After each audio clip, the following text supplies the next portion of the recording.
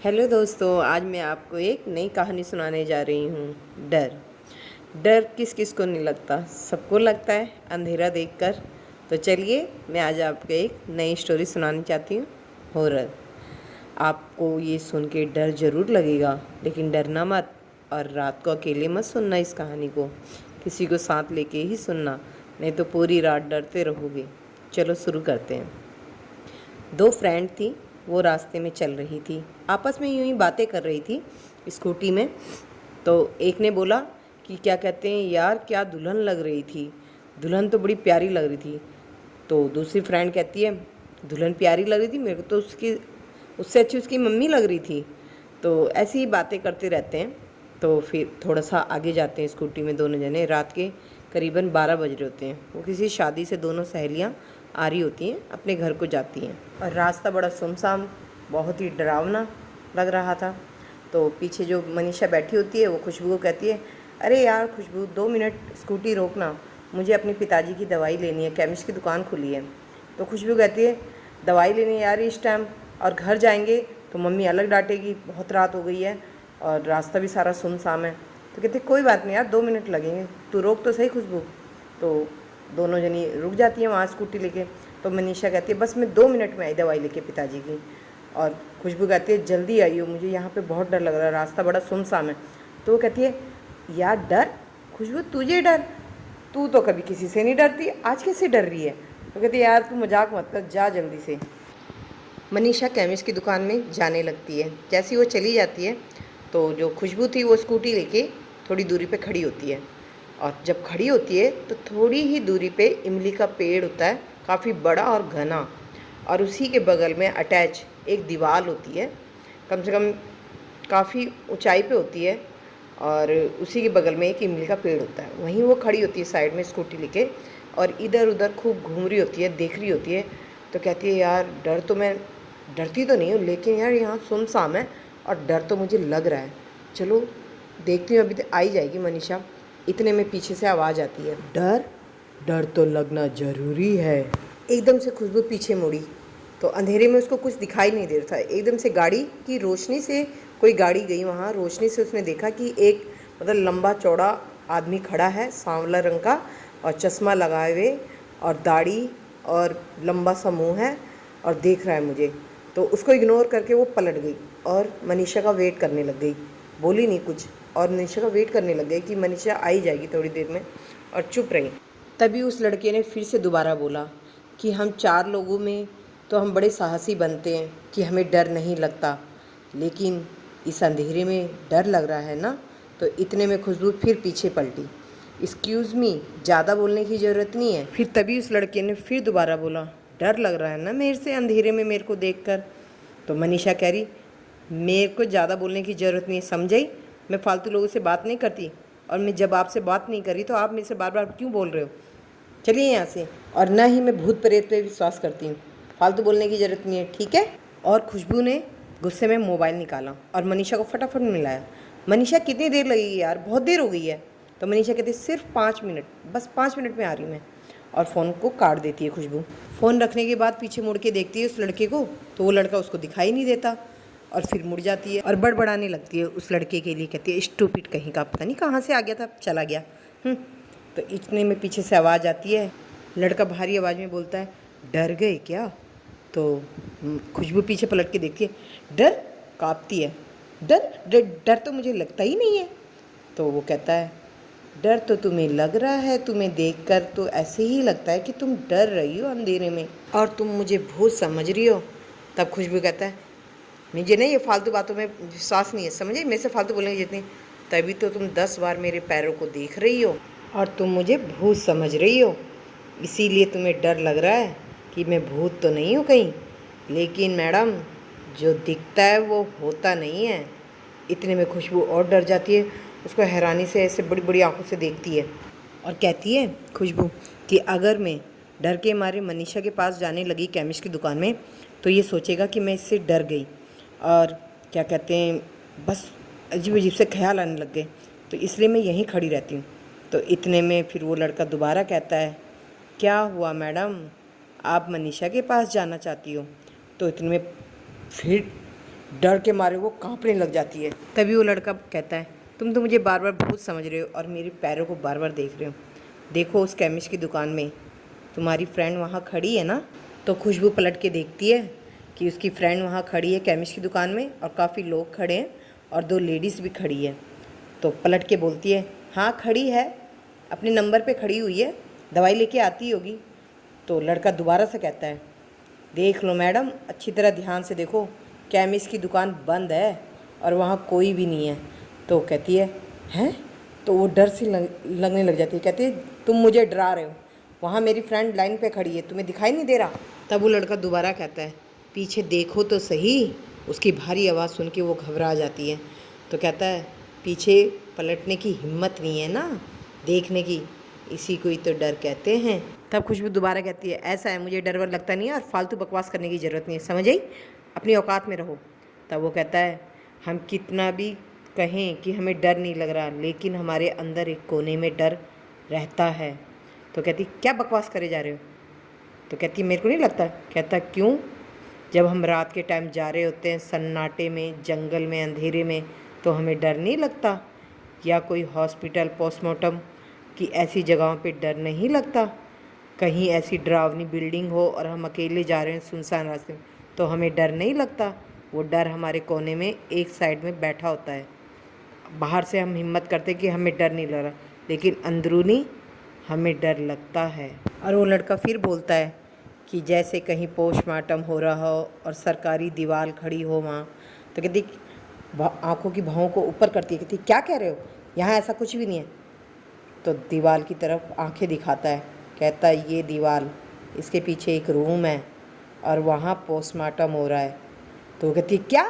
कानों को बंद करने लग जाती है। कहती, चुप हो जाओ, फालतू मत बोलो, मुझे डर लग रहा है। अब कानों और आंखों को बंद कर लिया और फिर आंखें खोल के फटाफट मनीषा को फ़ोन लगाने लगी।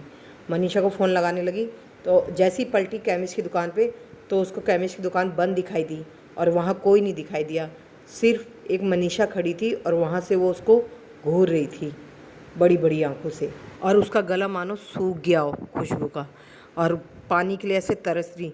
लेकिन जब उसने फिर से आँख खोली तो देखा कि केमिस्ट की दुकान खुली है और काफ़ी लोग खड़े हैं, मनीषा केमिस्ट वाले से बात कर रही है।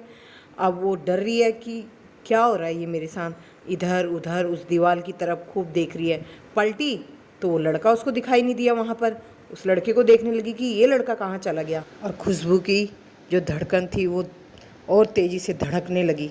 और इमली के पेड़ के पीछे जो दीवार थी पोस्टमार्टम वाली, उस दीवार को देख देख के इतने में एकदम से कुत्ते की भौंकने की आवाज़ आई ज़ोर से। उसको देख के फिर वो डर गई, उसकी लंबी लंबी सांसें डर के मारे कांपने लगी। उसने कहा, आज मैं कहाँ फंस गई। और जब उसने उस कुत्ते की तरफ देखा तो उसकी एक आंख तो थी ही नहीं, और एक आंख से उसके खून आ रहा था और हड्डी का ढांचा एक पैर से लंगड़ा रहा था और सरासर भौंका जा रहा था। उसकी भौंकने की आवाज़ से और कुत्ते भी वहाँ खड़े हो गए, वो भी भौंकने लगे। उनको देख के वो और डरने लगी, कहने लगी, इस कुत्ते की पूंछ पे किसने पैर रख दिया जो इतना भौंक रहा है, और वो पागल लड़का कहाँ चला गया, बड़बड़ाने लगी।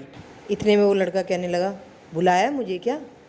तो वो फिर उसको देखने लगी डर के मारे, कह रहा कि इस अंधेरे में ये कुत्ते का जो भौंकना है ये ऐसे ही बेमतलब की नहीं भौंक रहे हैं, इनको ज़रूर अनजान कोई यहाँ पे जगह पे कोई आत्मा दिखाई दे रही है तभी ये भौंक रहे हैं, और या फिर इनको कोई यहाँ पे दिख रहा है। कहती है, क्या मतलब? जैसे इमली के पेड़ के पास, तुम्हारे अगल बगल, या फिर तुम्हारी बाइक में पीछे बैठा हो। तो कहती है, हैं क्या कह रहे हो? कहता है, हाँ, वो आत्मा किसी को लेने आई हो और ये उसको देख के भौंक रहे हैं। तो कहती है, फालतू की बकवास मेरे आगे मत करो। लेकिन अंदर से उसको बहुत डर लग रहा था। तब खुशबू बोलती है, मैं तुम्हारी बातें सुनी जा रही हूँ और तुम कुछ भी बकवास किए जा रहे हो, फालतू बकवास करने की जरूरत नहीं है, नॉनसेंस कहीं के। और गुस्से में मनीषा को फ़ोन मिलाने लग जाती है, और इतने में मनीषा आ जाती है और फिर खुशबू कहती है, स्टूपिड कहेंगी। तो मनीषा कहती, क्या हुआ यार, ऐसी थोड़ी सी देर हो गई। कहती, नहीं तेरे को नहीं कह रही, मैं उस लड़के को बोल रही हूँ। कह रही, उस लड़के को बोल रही?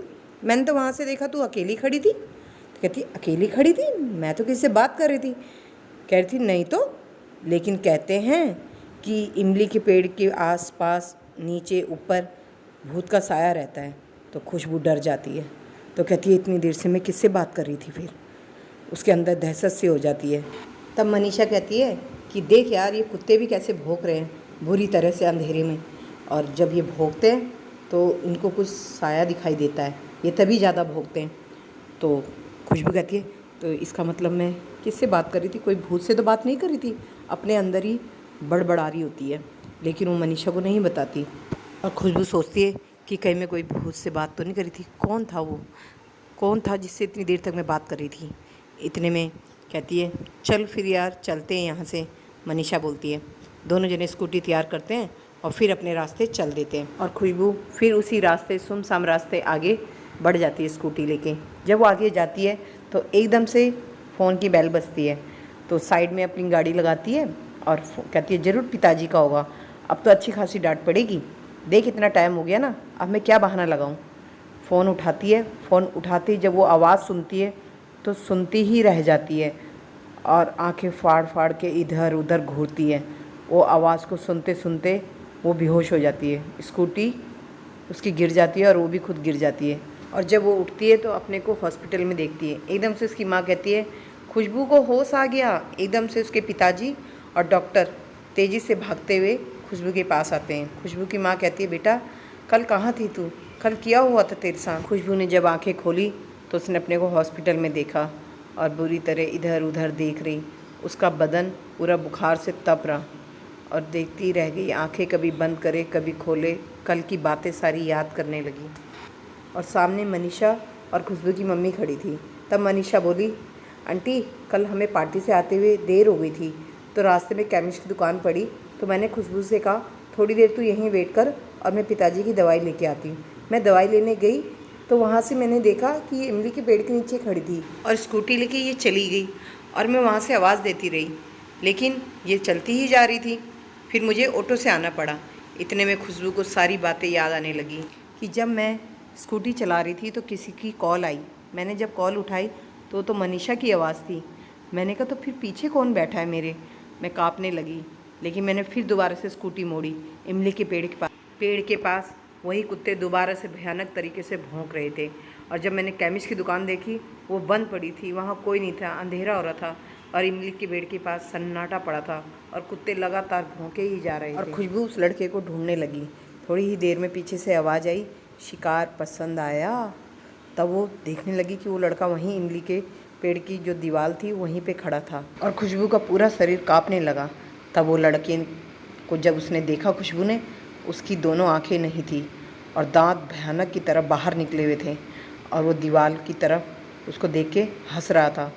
हंसते हुए ही वो दीवार को आर पार कर गया और वो इतने में खुशबू बेहोश हो गई। तब उसको हॉस्पिटल में सारी बातें याद आई कि मेरे साथ कल रात ऐसा ऐसा हुआ था। वो सोच के वो काँपने सी लगी, लेकिन खुशबू बताती तो किसको बताती, उसकी बातों पे कोई विश्वास नहीं करता है। तो फिर इसके बाद रात के करीबन 12-1 बज गए थे। तो खुशबू की माँ वहीं रुक गई और जब खुशबू को डॉक्टर ने दवाई दी थी तो उस दवाई के नशे से उसको फिर से नींद आ गई। नींद में उसने उसी लड़के को दोबारा से देखा। रात को खुशबू की आंखें एकदम से खुली और माँ माँ करके चिल्लाने लगी। बदन पूरी तरह बुखार से तप रहा था और धड़कनें बिल्कुल तेज़ हो गई थी और वो अपनी माँ को ढूंढने लगी। खुशबू ने देखा कि माँ बगल के सोफ़े में ही लेटी हुई थी, तो एकदम से उसकी नज़र खिड़की पे पड़ी। एकदम से खिड़की के पास गई और रिमझिम बारिश हो रही थी। बारिश को देखते हुए अंधेरे में उसको इमली का पेड़ दिखाई दिया और उस पेड़ के वहाँ उसको परछाई दिखाई दी और मनीषा की सारी बातें याद आई कि इमली के पेड़ के नीचे भूतों का साया रहता है। और खुशबू अपने विचारों में खो गई और सोचने लगी कि सचमुच वो लड़का कोई आत्मा होगी। और जब उसने देखा तो वो लड़का वहीं से दूर से खड़ा होकर उसको देख रहा था और हंस रहा था। खुशबू ने जब उसको खिड़की पे देखा सीधा भाग गई वहाँ से अपने बेड के पास और सोचने लगी कि ये मेरा भ्रम था क्या, कहीं मैं पागल तो नहीं हो रही हूँ। तो वहीं पे दोबारा उसकी हिम्मत नहीं हुई खिड़की की तरफ जाने की। तभी खुशबू की नज़र उस टेबल पे पड़ी जहाँ पे न्यूज़पेपर पड़ा था। वो पेपर उठा के वो पढ़ने लगी।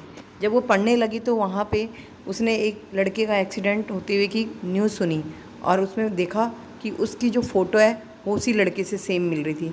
तो इसने कहा कि इसका मतलब उसका एक्सीडेंट हुआ था, वो मर गया था, दीवार के पीछे उसका पोस्टमार्टम हो रहा था, वो एक आत्मा थी जिससे मेरी बातें हो रही थी।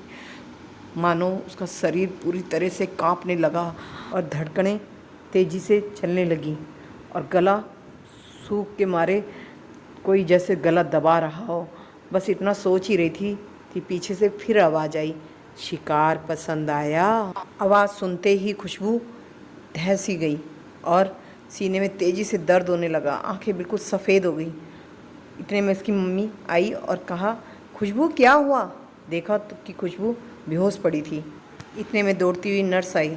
नर्स से कहने लगी उसकी मम्मी कि जल्दी से जाओ डॉक्टर को बुला के लाओ। वो नर्स डॉक्टर को बुलाने ही गई थी। खुशबू की नज़र फिर खिड़की पे पड़ी और खिड़की पे कुत्तों की भौंकने की तेज़ी से आवाज़ आ रही थी। फिर उस लड़की की बातें याद आने लगी कि जब कुत्ते भौंकते हैं तो कोई आत्मा किसी को लेने आती है। वो सोच के मारे डर सी जाती है। इतने में डॉक्टर आते हैं। खुशबू की मम्मी कहती है कि देखो डॉक्टर सर, इसको क्या हो गया, थोड़ा इसको देखो। उसको ऑक्सीजन लगाया जाता है। वार्ड बॉय आते हैं, उसको स्ट्रेचर में लेके ऑपरेशन थिएटर की तरफ ले जाते हैं और ऑक्सीजन उसको लगा देते हैं। और खुशबू का शरीर धीरे धीरे ठंडा होने लगता है। सारी नसें सुन्न पड़ जाती हैं और बगल की खिड़की खुल जाती है। वो लड़का फिर अंदर आता है और कहता है, अब चलें अब, और वो ख़त्म हो जाती है। मनीषा और खुशबू की माँ वहाँ खड़ी रहती हैं। तब डॉक्टर कहते हैं, सॉरी, हम खुशबू को नहीं बचा सके।